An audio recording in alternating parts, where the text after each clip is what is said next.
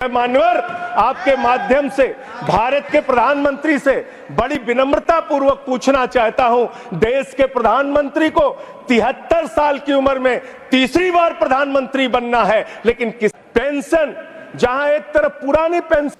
जय हिंद, नमस्कार दोस्तों, आप सभी का एक बार फिर स्वागत है। दोस्तों, बात करेंगे पुरानी पेंशन योजना के ऊपर।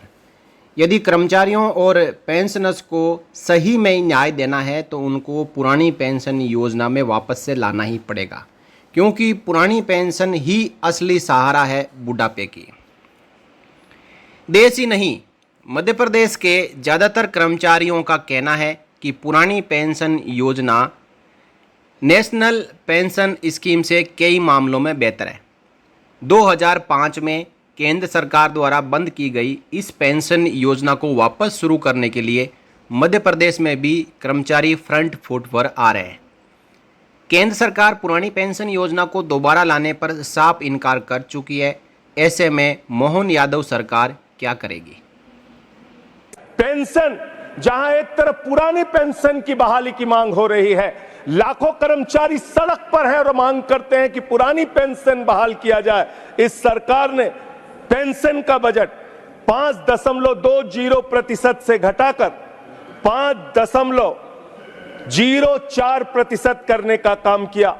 सबसे पहले हम ये समझेंगे कि जो पुरानी पेंशन योजना और न्यू पेंशन योजना, इन दोनों में क्या अंतर है।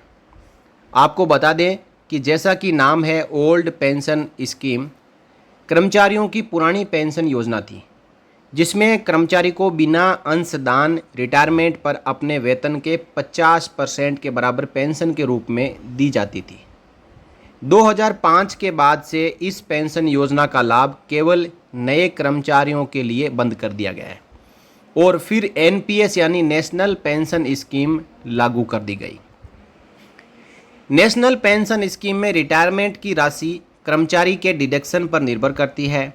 जनवरी 2024 तक कर्मचारी के मूल वेतन का 10% हिस्सा एनपीएस डिडक्शन में आता था और उतनी राशि कर्मचारी के रिटायरमेंट फंड में जमा कर दी जाती थी।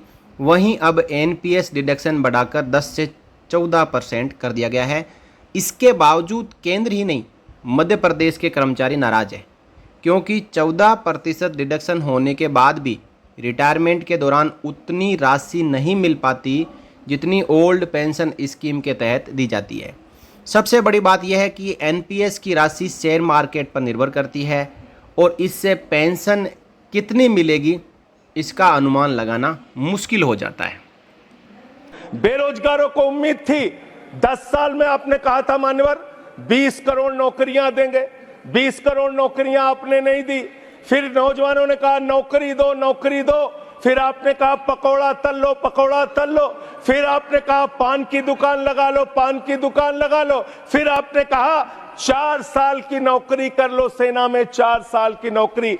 मैं मान्यवर, आपके माध्यम से भारत के प्रधानमंत्री से बड़ी विनम्रता पूर्वक पूछना चाहता हूं, देश के प्रधानमंत्री को 73 साल की उम्र में तीसरी बार प्रधानमंत्री बनना है, लेकिन किसान का बेटा नौजवान सेना में 4 साल की नौकरी करेगा। ये भेदभाव क्यों है? मैं पूछना चाहता हूं मान्यवर। National movement for old pension scheme के प्रदेश अध्यक्ष परमानंद डेरिया ने ओल्ड पेंशन स्कीम और नेशनल पेंशन स्कीम को लेकर कहा, सरकारी योजनाओं में हितग्राही को जितनी राशि मुफ्त में मध्य प्रदेश सरकार दे रही है, नेशनल पेंशन स्कीम में उतनी राशि भी पेंशन के तौर पर कर्मचारी को नहीं मिल पा रही है। National movement for old pension scheme के प्रदेश अध्यक्ष का यह बयान एमपी सरकार द्वारा फ्री में धनराशि बांटने वाली योजनाओं पर सीधा कटाक्ष भी है। परमानंद डेरिया ने कहा कि एनपीएस से मिलने वाली राशि इतनी नहीं है कि लोग रिटायरमेंट के बाद ठीक से अपना जीवन यापन कर सकें। मध्य प्रदेश के साथ साथ केंद्रीय कर्मचारियों के विभिन्न संगठन और अन्य राज्य भी ओल्ड पेंशन स्कीम को वापस लाने की लगातार मांग कर रहे हैं, पर केंद्र सरकार 19 साल पुरानी इस पेंशन योजना से बचती हुई नजर आ रही है। इस मामले में वित्त सचिव टीवी सोमनाथन ने बिल्कुल साफ कर दिया है कि पुरानी पेंशन योजना को फिर लागू करना वित्तीय रूप में संभव नहीं है। अगर ऐसा किया जाता है तो प्राइवेट जॉब करने वाले लोगों को इससे नुकसान होगा। यानी देश है जो हमारी केंद्र सरकार है, चाहे राज्य सरकारें हैं, वो आम आदमी का तो ख्याल रखती है, और कितना रखती है वो तो जग जाहिर है। आम आदमी के नाम पर जो कर्मचारी देश हित में काम कर रहे हैं, जो देश की सेवा कर रहे हैं, उनके ऊपर कुठाराघात किया जा रहा है। केंद्र सरकार द्वारा पुरानी पेंशन योजना से पल्ला झाड़ लेने के बाद प्रदेश के कर्मचारियों को मोहन यादव सरकार से खासी उम्मीदें हैं। कर्मचारी संगठन अब बीजेपी शासित राज्य उत्तर प्रदेश का उदाहरण पेश करते हुए ओल्ड पेंशन स्कीम लागू करने की मांग कर रहे हैं। नए बजट में ओल्ड पेंशन स्कीम पर किसी तरीके का फैसला न होने से कर्मचारी संगठन देश में बड़ा आंदोलन छेड़ने की तैयारी में भी है। कर्मचारी संघ ने यह मांग भी कर रखे हैं कि अगर बीजेपी शासित एक राज्य में ओल्ड पेंशन स्कीम लागू हो सकती है तो एमपी में क्यों नहीं लागू हो सकती, और पूरे देश में क्यों नहीं लागू हो सकती। मोहन यादव सरकार के लिए ओल्ड पेंशन स्कीम अब एक बड़ी चुनौती बनने जा रही है। ऐसे में देखना यह होगा कि क्या मध्य प्रदेश की बीजेपी सरकार योगी आदित्यनाथ की राह पर चलेगी या केंद्र सरकार की तरह ही पल्ला झाड़ेगी। यदि इसका परिणाम सही नहीं हुआ, पुरानी पेंशन योजना लागू नहीं हुई, तो मध्य प्रदेश में आने वाले चुनाव में कर्मचारी और पेंशनर्स इस बार दिखा देंगे कि उनके वोट में कितनी ताकत है।